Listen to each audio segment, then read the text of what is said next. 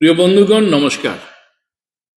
আমি doctor JP Das, জেবিবি news থেকে আপনাদের আজকের আলোচনায় স্বাগত জানাচ্ছি। ট্রাম্প সেই আগের মতোই, ট্রাম্পকে বদলানো অসম্ভব। আজকে আবার বলেছেন উনি আবার বোম্বিং শুরু করবেন ইরানে। এটা হচ্ছে লেটেস্ট আপডেট। এই ট্রাম্পের কমেন্ট আবার ইরান এর পরিস্থিতি আবার উত্তপ্ত করে তুলেছে। সুতরাং যুদ্ধবিরতির ভবিষ্যৎ এখন টোটালি অনিশ্চিত। যদি আলোচনার সমাধান না হয় তাহলে তিনি আবার বোম্বিং শুরু করতে পারেন এবং বলেছেন যে আমেরিকা হরমুজ প্রণালী নিয়ে কোন রকম ব্ল্যাকমেইলিং সহ্য করবেন। অর্থাৎ যুদ্ধবিরতির অবস্থা খুবই নাজুক। তাহলে হরমুজ প্রণালী খোলা না বন্ধ? এই যুদ্ধের সবচেয়ে গুরুত্বপূর্ণ কেন্দ্রবিন্দু ছিল হরমুজ প্রণালী। ইরান আবারও ঘোষণা করেছে তারা হরমুজ প্রণালী বন্ধ করে দিয়েছে। মার্কিন নৌ অবরোধের প্রতিবাদে তারা এটা করেছে। তাদের নাকি কিছু জাহাজের উপরে গুলি চালানো হয়েছে। কেন এটা এত গুরুত্বপূর্ণ? হরমুজ প্রণালী খুবই গুরুত্বপূর্ণ, কারণ বিশ্বের 20-25% তেল এই হরমুজ প্রণালী দিয়ে আসা যাওয়া করে। মানে পৃথিবীর অর্থনৈতিক জন্য এটা ভীষণভাবে গুরুত্বপূর্ণ। সমুদ্রপথে টোটাল অচল অবস্থা দেখা দিয়েছে আমেরিকা এবং ইরানের মধ্যে। আমেরিকা ইরানের উপর নৌ অবরোধ চালিয়েছে।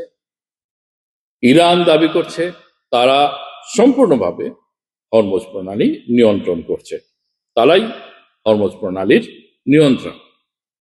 ফলে তৈরি হয়েছে একটা বিরাট ডেডলক। চীন গোপনে ইরানকে অনেক সহায়তা করেছে। সবচেয়ে চমকপ্রদ হলো ইরান এই যুদ্ধে চীনের স্যাটেলাইট ব্যবহার করেছে বলে রিপোর্ট এসেছে। ইরান তাদের লক্ষ্য যেভাবে নির্ভুল লক্ষ্যমাত্রায় তারা আঘাত এনেছে, এটা ইরানের নিজস্ব টেকনোলজিতে কখনোই সম্ভবপর ছিল না।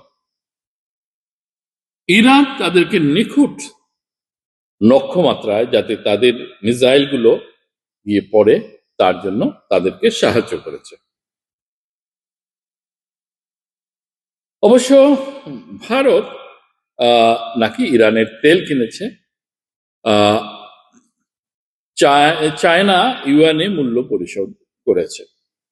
ভারত বলেছে এটা ভুয়া খবর, এটা টোটাল মিথ্যা।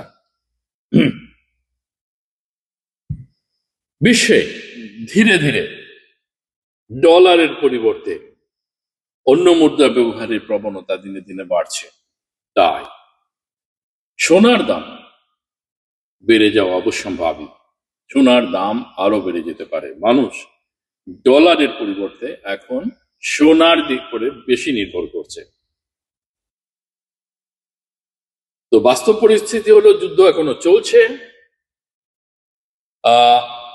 আরেকটা খবর এসছে, এটা হলো ওমানের কাছে জাহাজের উপরে হামলার খবর এসছে। অনেক জাহাজকে বলা হয়েছে পথ পরিবর্তন করতে। ইতিমধ্যেই বহু জাহাজ আটকে করেছে।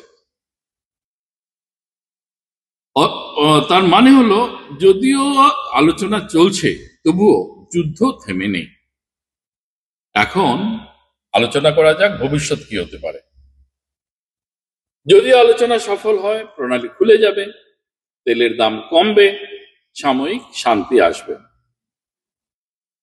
আর যদি ব্যর্থ হয়, একটা বড় সড় যুদ্ধ বেঁধে যেতে পারে। হরমুজ প্রণালী সম্পূর্ণভাবে বন্ধ হয়ে যেতে পারে এবং তাতে সারা বিশ্ব জুড়ে একটা তেলের মারাত্মক একটা ভীষণ একটা সংকট তৈরি হতে পারে। দর্শকবৃন্দ, পরিস্থিতি ভীষণ উত্তেজনাপূর্ণ, যুদ্ধবিরতি ভেঙে পড়ার মুখে, প্রণালী এখন যুদ্ধক্ষেত্র। বিশ্ব শক্তিগুলি এই সংঘর্ষকে প্রভাবিত করছে। আগামী কয়েক দিনেই ঠিক হয়ে যাবে বিশ্ব শান্তির পথে এগোবে না আরো বড় যুদ্ধের দিকে যাবে। তো আপনাদেরও ধন্যবাদ জানাচ্ছি আমার সাথে এই কিছুক্ষণ থাকার জন্য, এবং